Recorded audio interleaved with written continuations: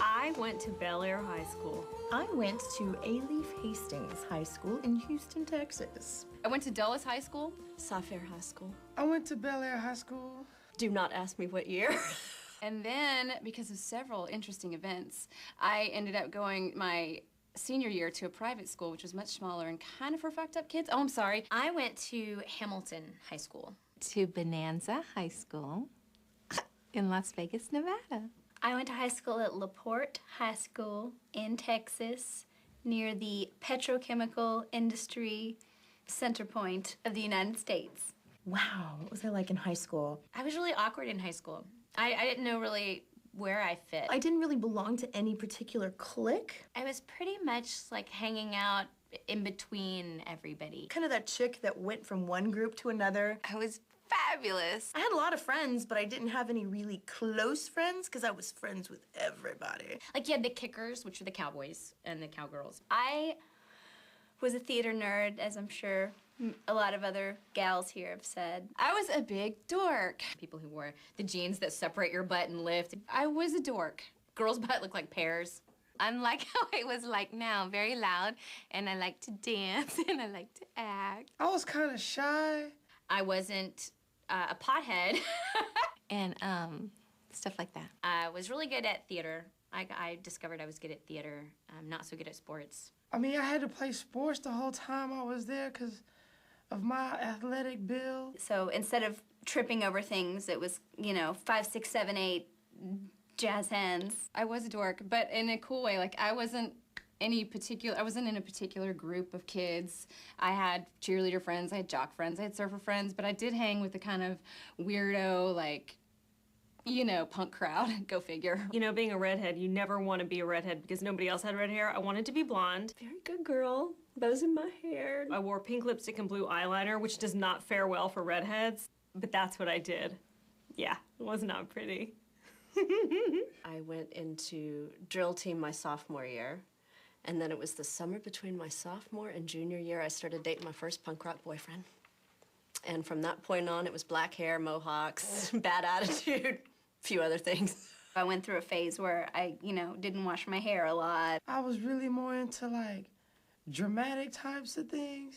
Because I wanted it to, you know, be natural and all that. So I was in the drama club as an actress. I was that weird girl that kind of just came up to your lunch table and sat next to you and started talking whether you liked it or not. So that was me. I don't know. Behoimi. I play Behoimi. Hibiki? Yuzuko Kurusu. Miss Igarashi.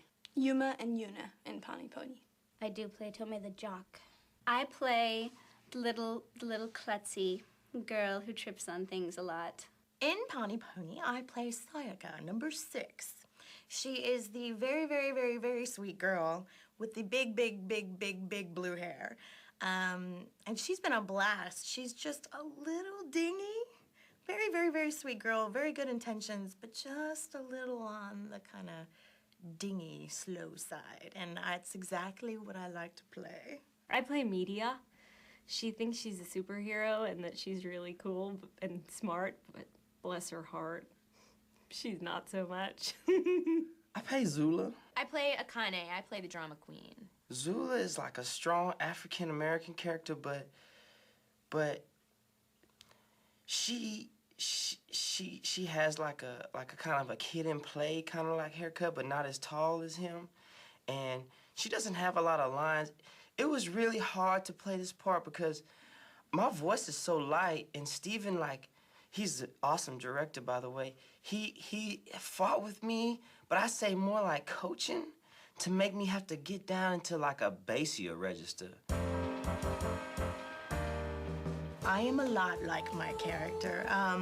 I tend to jump over the dingy line where she kind of walks it. She's pretty gullible, and I know I'm very gullible. The only thing we don't have in common is the blue of the hair. My hair's very big, not blue, but yeah, I would say we have a lot in common. And, you know, she has to deal with Himeko, and I have to deal with Brittany, so pretty much the same thing. Oh, well, Media's kind of, she's not really mean to anyone, even though they're mean to her. So, Yeah, I guess I'm like her in that way. I was not a jock. I'm scared of balls. I mean, I don't know if I should answer that. She's a little drunk and obnoxious. Maybe. I'm scared that, you know, kickball, baseball, volleyball, I'm gonna get hit in the face. I don't think I was cool, but I wasn't as ditzy klutzy as my character in the show. Well, she's a lot ditzier, and I can get into that. I have that tendency. Of course I can relate. It's the exact same thing. I think she has a lot more going on underneath than you can see. Love Hibiki. She's as goofy as me. She's I wish I got to be her every day. Because the goofiest part of me is so Hibiki. Hey, what's up? Hey, let's do this. She's a go-get-'em girl. Love her. Big dork. Like me? Of course. Yes, because she seems a little out there and wild, and I think that's what I am. She doesn't seem afraid to take too many chances. Sure. I think sometimes. Yeah. I would probably say I'm a mix of both. I think I was, to an extent. But I'm not the slut.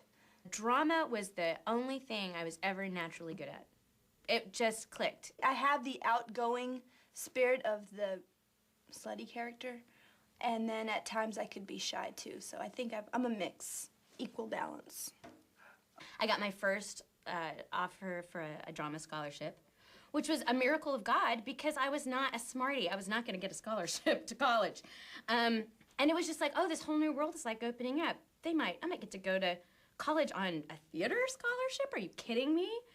And we're on the bus on the way back, and the whole way back I'm listening to this dude I actually had a crush on for a while who was in the crew, and all these people in the back talking about me and talking about how, oh, I thought I was all this and yickety yak and boo, and I really wasn't, and I only got this because my mom worked there and blah, blah, blah, blah, blah.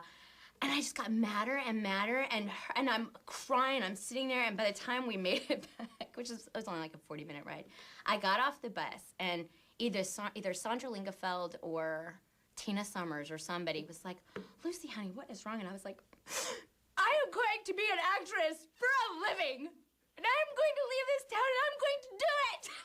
I walked down the street. Oh, dear God. High school is a brilliant setting for a comedy because You have so many different groups of people. You have these awesome stock, stereotypical groups of people. And everyone thinks they're the best, and everyone thinks everyone else is horrible and awful. The nature of it is that they're at odds with one another. So, I mean, right there, you just have conflict. You know, it's true. And part of being in this group is being against that group. Immediate conflict, I mean, have you seen Mean Girls? which is funny. Hello. The guys are in completely different hormonal zones than the girls are. you can't get any more stupid than high school girls. Because we do the dumbest things in high school. There's so many life-changing experiences happening. I mean, besides the fact that your body is changing, your mind is changing. The girls become women like that, and then the guys are still like, ugh. I know, I experimented with color and bleaching my hair, and now when I look back on it, You're just kind of crazy. From 15 to 18, girls are just kind of stupid. everyone's hormones are freaking out, and that, I think, is comedy. It's just so funny, the things that you do without thinking, or thinking that you know what you're doing and that it looks okay, and then you come back and you're going, why did I do that? So I think that's the perfect place to set a comedy because you could go either way. It could be comedy or drama. Either way, those girls are right there. The things that you say, or the ideas that you have, saving the world. Because it's the best and worst time of your life. I went to school in the 80s and 90s, so we used Aquanet, which was like the ozone layer destroyer. You're so stupid as a girl when you're in high school that's the perfect place to put a comedy. Because our hair was so high, you had to use it.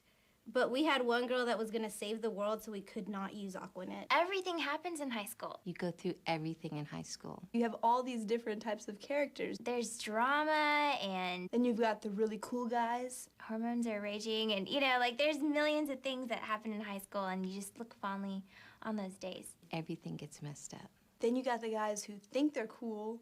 I mean, it's the perfect setting. The kids are crazy. The teachers are teachers alone should have their own reality shows. I mean, high school, it's like very interesting. And I remember being in a class thinking, a long time ago, before there were reality shows, just thinking, wow, all the personalities in here, we should have our own show. There's a lot of different people, so you have like a lot of different types of personalities. If you had one person type, and one type in the whole class, filling the class, it was awesome, just crazy. I mean, you're there to learn, but at the same time, you have all your friends. And then there's me toting guns at school. There's a good episode right there. Like sometimes you like a boy and he doesn't like you, and then all your friends say something bad about you because they know that you like him. They make fun of you because you're bigger than they are, or you're stronger than them, or maybe, like in my case, you're a better actress. So I think high school's good for comedy because high school's funny. Everyone's trying to figure out who they want to be and how they want to be identified, and that's funny to me. That's comedy. In all honesty, I know people think Pani Poni's a little far-fetched, but I think it's pretty close to what high school's like for a teenage girl.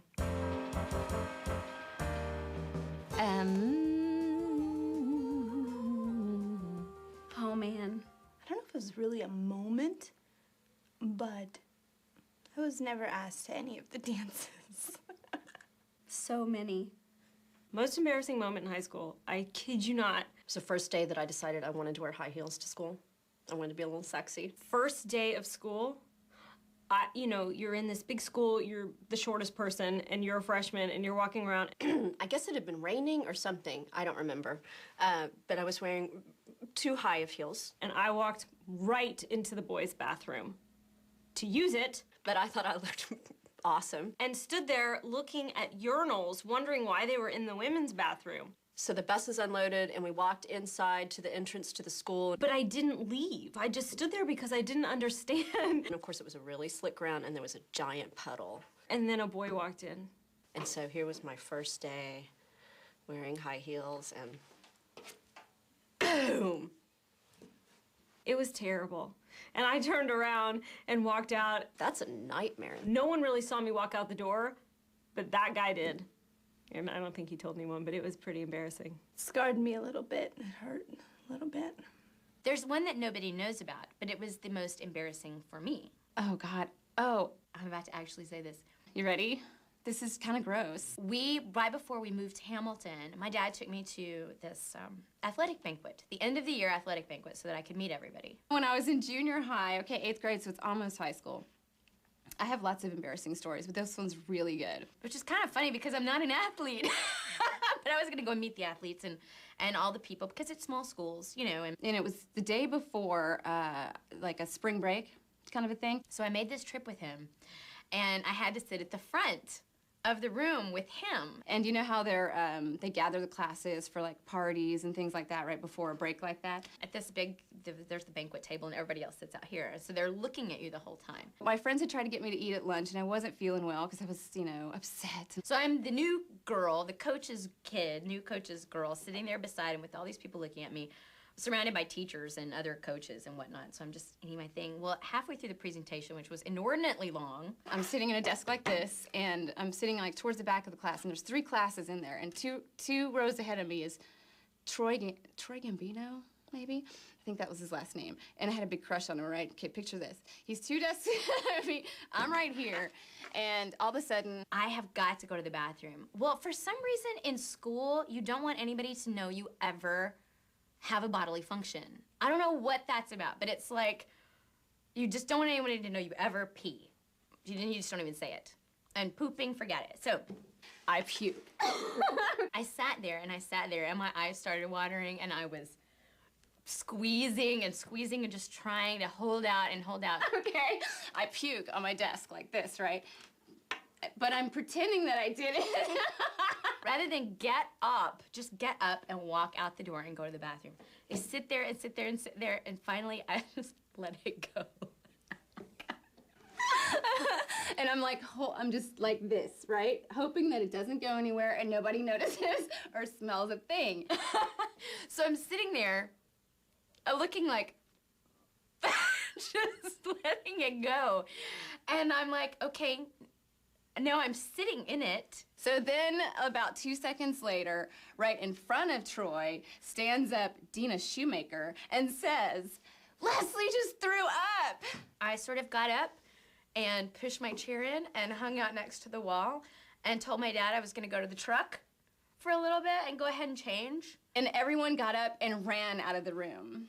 And I just scooted out and changed my clothes and threw the dress away and never spoke of it. It was mortifying. But I thought, you know, some poor janitor is gonna go and they're gonna be stacking chairs in about 2 hours and they're gonna go, oh, what happened? It's quite dramatic with the running and the shouting and the puke.